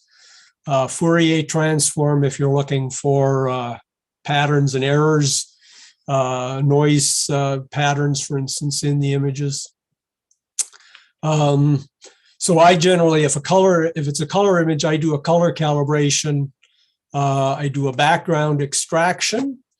And basically what this does is you have a choice. You can either generate a grid, and it takes a measurement of the background on all these little green squares, or you can go around by hand and select spots that you want to check the background. And this is often the best way to do it. If you've got a nebula in the field, for instance, this is the best way to do it. Sometimes it doesn't do a great job, but you can see it's somewhat improved it. There's a little bit of an error in the bottom right corner, and one of my dust donuts has begun to show up. And then finally, the last thing I do is called a histogram transformation. And basically what it's doing is it does exactly the same thing as the auto stretch does, but this does it to the actual image itself. So you just click on the button and say apply and close, and it's done. And then you can save that image as what I usually do is I do it as enhanced. And you can also save it in BMP, JPEG, PNGs, TIFFs. So it's good if you want to take it on into Affinity or Photoshop. So it's free, it's pretty versatile. It's generally done a very good job for me. Does anybody have any questions? What was the name again, Rick? Cyril, S-I-R-I-L. Do you have the link, Rick? Not handy, but I can find it and put it in the chat. That's great. Either chat or to the email list. That'd be great. Yep, I've got it. Okay. Anybody have any questions for Rick? Oh, Kevin just popped the link in. Wow, awesome there we are. demonstration. I don't think it did too much for Zoom though, because a lot of times you did operations and I couldn't see a change in the displayed image. The image itself doesn't change, like when you're stacking or anything like that. There's no change to the image. It's only when you do the final stack that it comes up with the final result. So there may not have been any changes through most of the process. And my internet is very slow, so it's possible that I was talking faster than my internet. Absolutely. Well, anyway, it's a good app, and if anybody wants to try it and has questions, I'm more than happy to help out. Get on a private Zoom or something with somebody and help them out if they want it. Because it took me a little while to figure out just how it worked. When it first came out, there was very little documentation, and it's a different interface than all the other programs I've used for stacking. So it took a bit to get used to how it worked. It comes up on Google as Cyril.org right away. So yeah. It's available for Linux, you say, but is that available for Pi, or is it just for? I don't know if it would work on a Pi or not. I haven't tried it. Don't think the Pi has enough horsepower. It's pretty small machine, so. But a 4 gig Pi 4 might manage. Yeah, that's what I have. So yeah. Anyway, thanks. Okay. Okay. Thanks, Rick. Excellent. Next up is Malcolm. He has some pictures.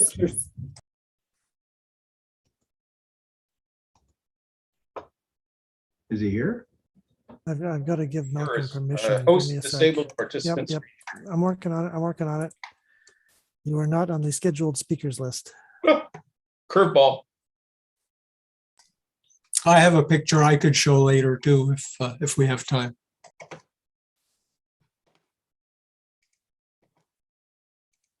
Okay. Do you see a empty image of space? Yes, well, relatively.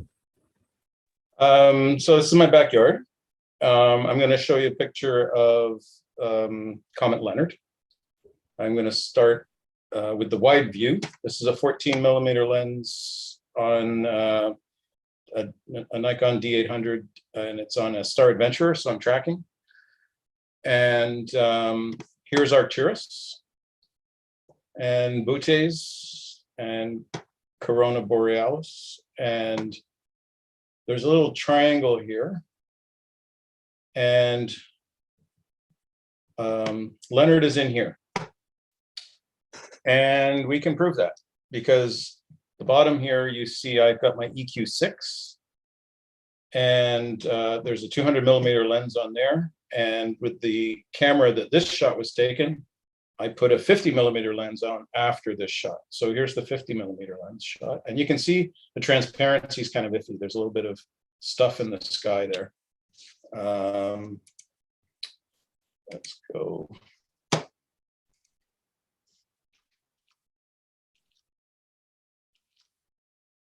Okay, so this is the 50 millimeter lens shot. So there's Leonard, and you get a sort of sense that it's, you know, in 50 millimeters, it's pretty tiny.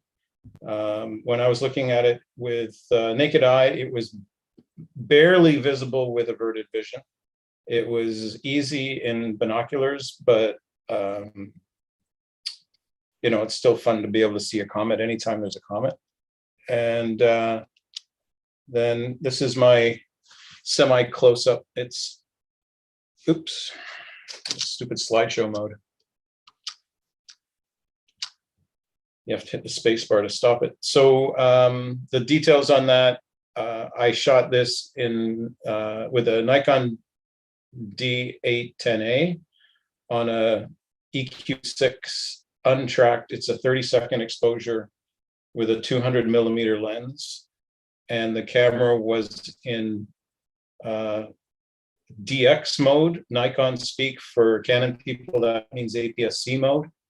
And so the 200 is effectively 300 millimeters. And that's what I have to show. Beautiful. Very nice, Malcolm. Any idea on the length of that? Way to go. Any idea on what? The length of the tail, degree-wise? No, yeah, I could tell you what the field of view of the lens setup is, and then we'll know. But I didn't look it up. And what did you do for stacking on those, Malcolm? No, those are single shots. Oh, okay. I haven't done any stacking. I'm if anyone can help me with stacking comments, I'm just begging. I've looked at every tutorial on online that I can find, YouTube, Damien Peach, you name it. I've gone through. I cannot do it. I have data. I in this case, there are about 30 frames of the 200 millimeter lens shot that I could stack, but Hi, Malcolm. It's Alan here. I can't do it. And, sorry, 10 degrees by 6 degrees is the field of view of that lens camera combination. Hi, Malcolm. It's Alan here. Good to see you again. It's been a long time. As for doing stacking on comets, you may want to contact Gord Reif. I can send you his contact information. I believe he's done stacking on comets. Sure, that'd be great. I'll talk to him. Thank you. All right. Yeah, and I can help you out, Malcolm, if you want. I've done Deep Sky Stacker has a comet mode that is occasionally a problem, but when it works well, it works very well. And it actually stacks the stars and then stacks the comet and then combines the two images. Well, I've done that. And the problem I'm having is that when I stack the comet, you know, the median combine that you do to eliminate the stars never eliminates the stars. No, it doesn't. And I'm I don't know how to combine the two. Anyway, maybe that. yeah, but Deep Sky Stacker, if you do it properly, Deep Sky Stacker does all that. You open up the images and then you click on the comet in each image and you say go. And 5 minutes later, it gives you the image that you want. Let's do a zoom because I've done that. And I got, well, not with this data set, but other data sets I've done it. It just looked like garbage to me. So I'd be happy to have someone show me. Yeah, I've had it work sometimes not. So Well, I want it to work now. yeah, and always. Okay, that's excellent. Next we have Al and Dave. You're going to show us something. Hi, everyone again. I was just, Dave Pianozzi joining late at our meeting, and I'm sure a lot of you have seen his video online of his astronomical adventures. And there was one important picture that he missed. I wish he had it at the time, but you remember him talking about a poster. Actually, I shouldn't be saying about that. I should first of all, Dave, are you online? Oh, there you are. So maybe Dave, you can maybe give a little bit of an intro to what happened just recently over the last 24 hours here regarding your video, and we'll share it with the group. Am I coming through? It says my internet connection is unstable. I can hear you okay, and I can see you okay. What do you mean, Al? Are you talking about the poster you just sent me? Yeah. Yeah, well, that's cool. It was one of those things that I included in my little video there. And you're almost thinking you dreamt that picture up. I have no idea how you found the picture of Peter Quaife with the with the astronomy poster in the background, but yeah, that's really cool. I don't know how you did it. Yeah. And it confirms I didn't dream it up. So anyway, everyone, just to, I didn't find it, but I do have a friend who 24/7, he digs up musical archives from the past, and he sends me dozens and dozens of emails every week. And I mentioned the story about Dave's video. I actually sent it to him. And he actually found this poster that Dave was referring to. So I'm going to, I'll share that video now, or that video, that poster, and I'll show you what it looks like.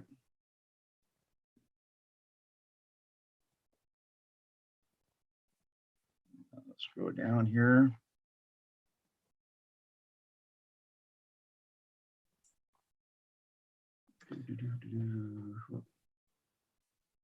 Oh, hold on. I'm going to go to another.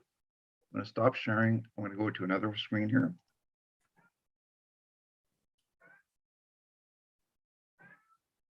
Can everyone see that? Yep. Yep.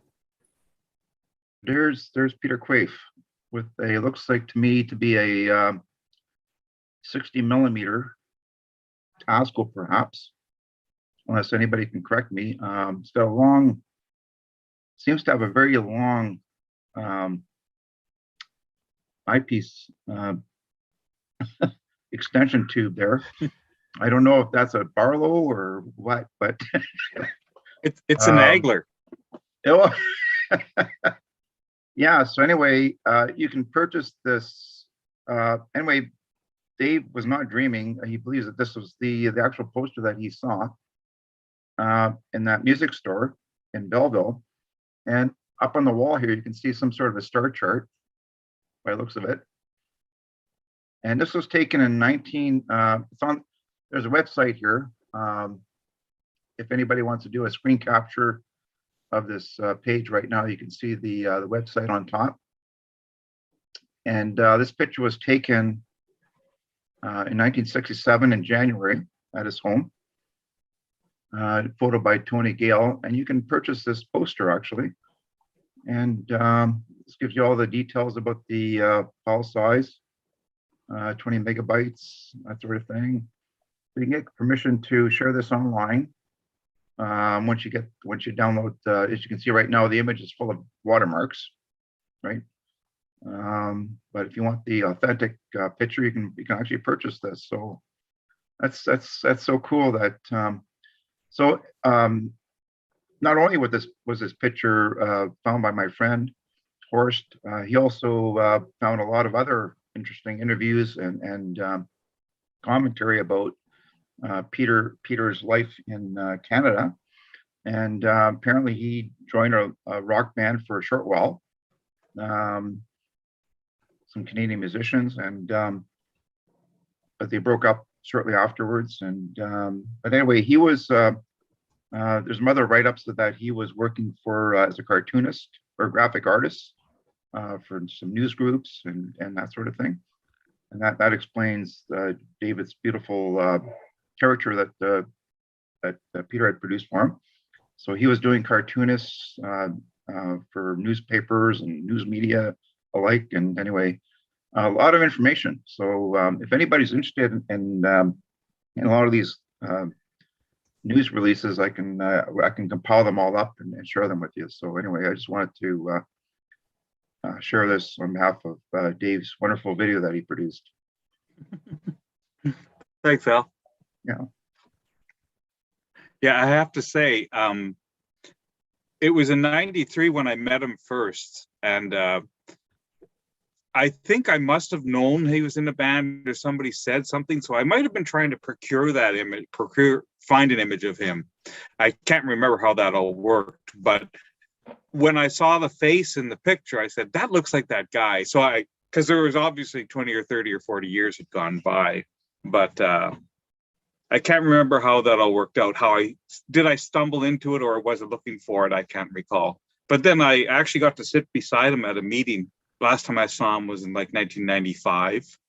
And he sort of drifted away and somebody commissioned him to make that little poster for me, the caricature. And I got it 3 years later when I finished my Messier certificate. But yeah, I got to sit beside him and he was a very interesting character. And he so wanted to build an observatory for the club. What a powerful force he was. But thanks very much, Al, for showing that up. That picture's amazing. It was a long time ago. Yeah, it's amazing what happens when people like us astronomers get together and we collaborate and we share knowledge and history and everything. You know, that's why I talked earlier to Kim before the meeting actually started about how important it is to preserve the club's history and keep it archived and share it. You know, so yeah, it's just great story that you share with us. Thanks.